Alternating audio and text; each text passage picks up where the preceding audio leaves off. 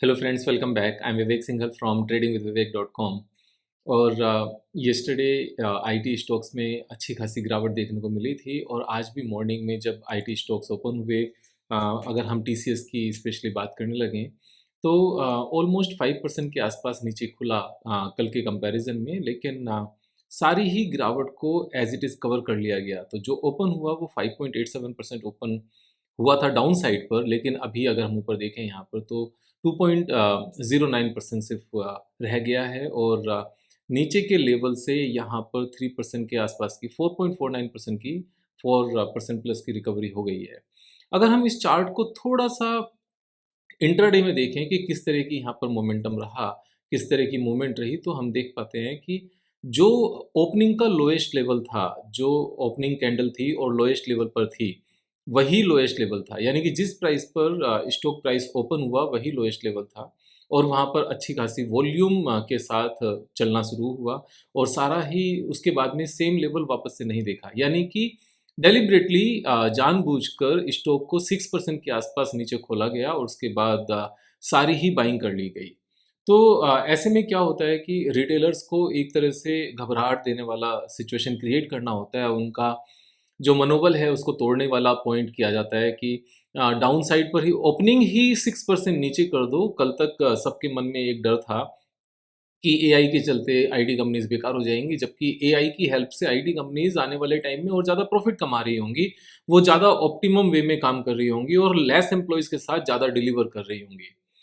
तो ये एक मीन्स आने वाले टाइम में प्लस पॉइंट है आईटी कंपनीज के लिए। लेकिन क्योंकि स्टॉक प्राइस नीचे आए ही हैं तो जो बिग प्लेयर्स हैं वो जनरली नीचे के भाव पर उनको चाहिए होता है माल। और नीचे के भाव पर तभी मिलेगा जब रिटेलर्स डर के मारे नीचे के प्राइस पर बेचेंगे। तो उस डर को और ज़्यादा बनाने के लिए ओपनिंग में ही 6% नीचे खोला गया। अगर हम एग्जैक्ट देखें येस्टरडे का जो क्लोज था और वहाँ से जो ओपनिंग का आज का ओपनिंग था दैट वाज 5.48% डाउन और वहाँ से सीधी सीधी ये रिकवरी आई। और अभी भी when I am making video around 3 o'clock तो नीचे से 4% की रिकवरी आ चुकी है। So this is one point about TCS. लेकिन अगर हम ओवरऑल मार्केट की यहाँ पर बात करें तो ओवरऑल मार्केट में चीज़ें आपको और ज़्यादा बेटर नज़र आती हैं कि जो रिस्क है मार्केट में वो रिस्क बना हुआ है। मार्केट कहाँ नज़र आती है, यहाँ से ऊपर या नीचे। तो सबसे पहले अगर हम देखें एक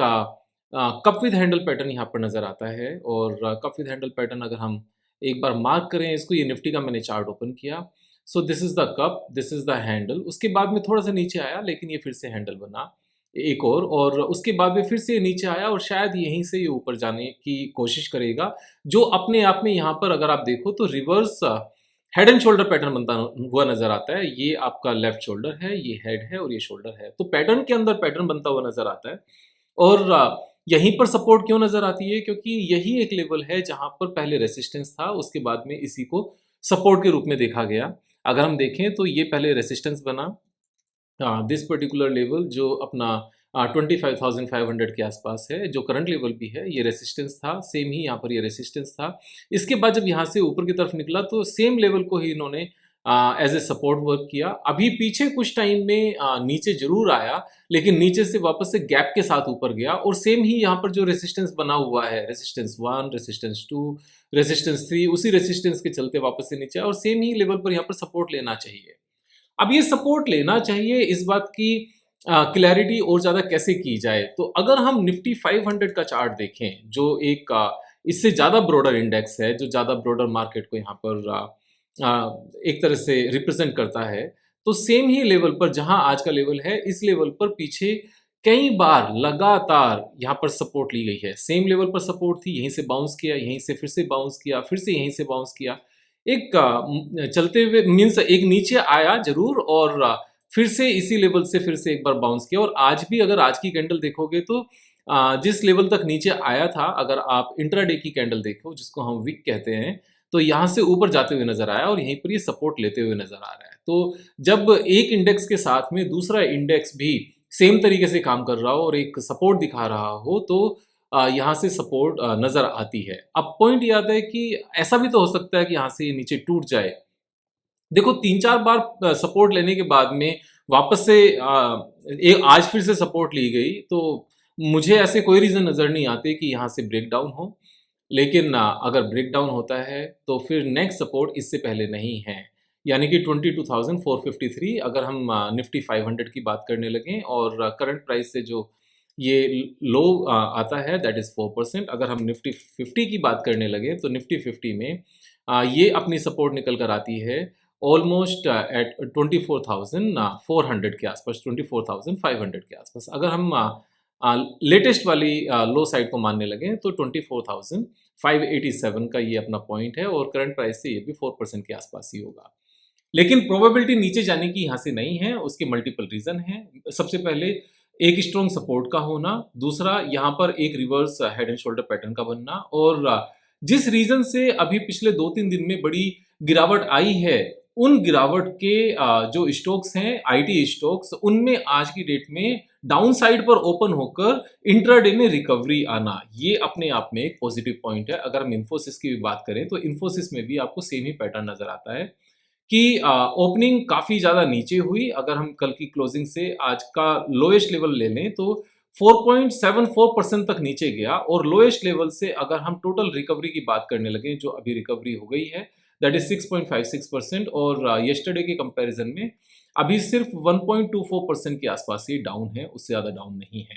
तो सारी ही रिकवरी हो गई, और अगर इंट्राडे में भी इसकी हम एक बार वर्किंग देखें तो लोएस्ट लेवल पर इसको खोला और उसके बाद में सारा माल भर कर ले गए। तो ये एक जो रिटेल इन्वेस्टर्स हैं, रिटेल इन्वेस्टर्स से माल भरने का एक छोटा सा तरीका होता है, और इसी तरीके से जनरली हमेशा काम किया जाता है। तो ऐसे में हमेशा इन चीज़ों का ध्यान रखने की ज़रूरत है कि कई बार ये चीज़ बड़ी सिंपल सी है कि जब एक नया हाई बनाने के लिए, नई रैली बनने के लिए चीज़ें तैयार होती हैं, तो उसमें ऐसा अक्सर नज़र आता है, और बार-बार रिटेलर्स को परेशान करने की कोशिश की जाती है। ऐसा दिखाया जाता है कि मार्केट में कोई दम नहीं है। तो कहने को तो मार्केट ऊपर आ चुकी है, लेकिन अगर निफ्टी की भी हम बात करें तो सेम लेवल पर निफ्टी 26 जून को ट्रेड कर रही थी जिस लेवल पर वो आज ट्रेड कर रही है, यानी कि ऑलमोस्ट अपने 7.5 मंथ्स हो गए हैं निफ्टी को सेम प्राइस पर ट्रेड करते हुए। तो ऐसा बहुत बार आपको लगेगा that Nifty is trading at higher level, लेकिन पोर्टफोलियो ऊपर नहीं है। तो ऐसे में ये भी जरूर देख लेना चाहिए कि लास्ट 7 मंथ्स में निफ्टी सेम ही रेंज में ट्रेड कर रही है, उसने बहुत ज़्यादा प्रॉफिट नहीं दिया है। और अगर इस निफ्टी स्मॉल कैप 250 की अगर हम बात करने लगे जो एक फर्दर ब्रॉडर इंडेक्स है, तो वो काफ़ी पुराने लेवल पर ट्रेड कर रहा है। 29 अप्रैल को भी सेम प्राइस था, और जो प्राइस अपना फरवरी में था 7 फरवरी 2024 को, वहाँ से सिर्फ और सिर्फ 2-3% का ही अपसाइड है, 3% का ही अपसाइड है। यानी कि जो एब्सोल्युटली ब्रॉडर मार्केट है निफ्टी स्मॉल कैप 250, मैं निफ्टी स्मॉल कैप 250 को इसलिए एब्सोल्युटली ब्रॉडर मार्केट बोल रहा हूँ क्योंकि इसमें हाई वेटेज वाले बड़े बड़े स्टॉक्स नहीं हैं, like Reliance, HDFC, ITC and ICICI bank और एक्सिस बैंक, जो बहुत ज़्यादा नहीं गिरे हैं और वो टॉप पर ही चल रहे हैं। तो बहुत बार ऐसा किया जाता है कि निफ्टी एंड निफ्टी 500 को ऊपर मेंटेन किया जाता है कुछ स्टॉक्स को ऊपर ले जाकर, लेकिन निफ्टी स्मॉल कैप 250 में 250 स्टॉक्स हैं, लेकिन इसमें वो बड़े वाले स्टॉक्स नहीं हैं। तो ये ज़्यादा बेटर तरीके से ब्रॉडर मार्केट को रिप्रेजेंट करता है मेरे हिसाब से। तो लास्ट 2 ईयर्स के लो प्राइस पर, मीन्स लास्ट 2 ईयर्स के प्राइस पर चल रहा है ये, और जो टॉप बनाया था टॉप से भी अच्छा खासा डाउन है। Currently it is trading 14.56% down top से। तो अपने पोर्टफोलियो को लेकर परेशान होने की ज़रूरत नहीं है यहाँ पर। और जहाँ तक निफ्टी की बात है, Nifty and Nifty 500 both are taking support. यहाँ पर निफ्टी 500 तो बहुत ही अच्छे से सपोर्ट लेवल पर है, और यहाँ से ऊपर ही जाना चाहिए मेरे हिसाब से। बाकी स्टॉक मार्केट है, लेकिन समझ अगर रहे मार्केट में तो हमें घबराने की ज़रूरत नहीं होती, और घबराने का कोई रीज़न भी नहीं है। अगर आप निफ्टी 50 स्टॉक्स के या बाकी कंपनीज़ के रिजल्ट्स की भी बात करें जो इस क्वार्टर में रिजल्ट्स आए हैं, वो रिजल्ट्स लास्ट 3-4 क्वार्टर्स के कंपैरिजन में थोड़े से बेटर आए हैं, और रिजल्ट्स अच्छे आने शुरू हो गए हैं।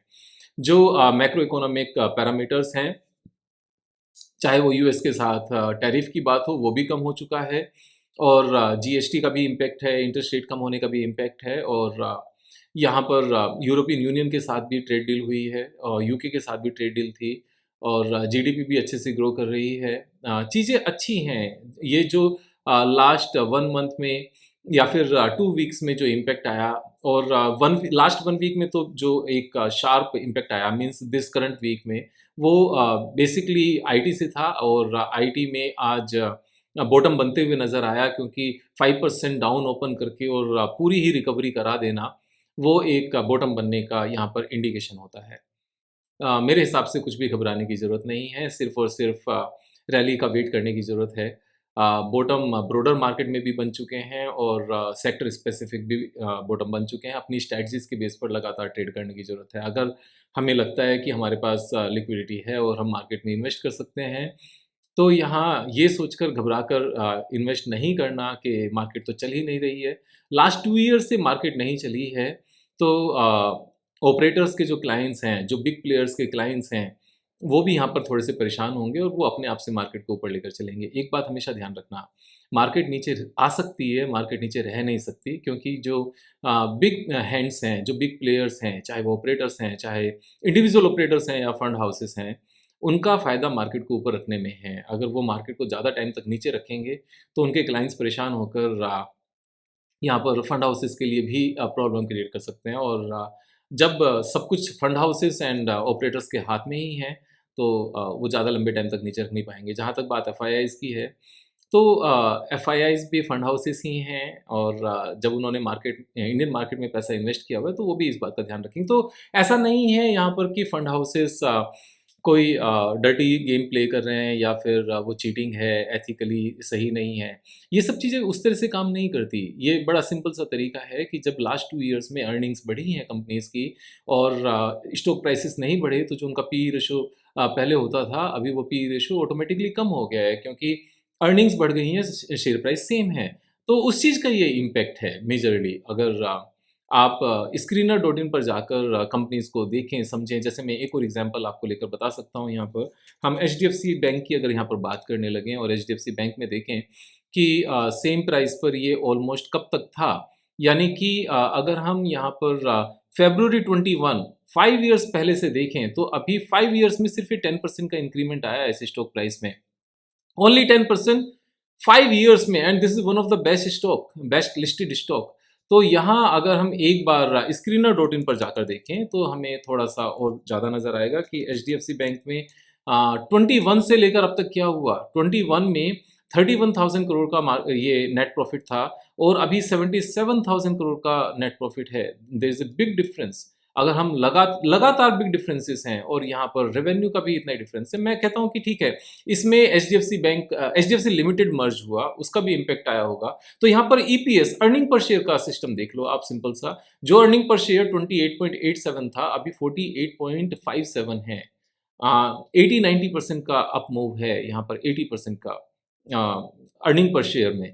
लेकिन स्टॉक प्राइस में सिर्फ और सिर्फ 10% का अप मूव है। तो ये एक रीजनेबल पैरामीटर्स या क्राइटेरिया डिफाइन करता है, रीजंस क्रिएट करता है कि यहाँ पर फंड हाउसेस इन स्टॉक्स को लेकर चलना शुरू करें और लेकर चलना शुरू करें मीन्स यहाँ पर बाइंग करें और जब बाइंग होगी तो स्टॉक प्राइस अपने आप से ऊपर जाएंगे। ये सिंपल से तरीके हैं।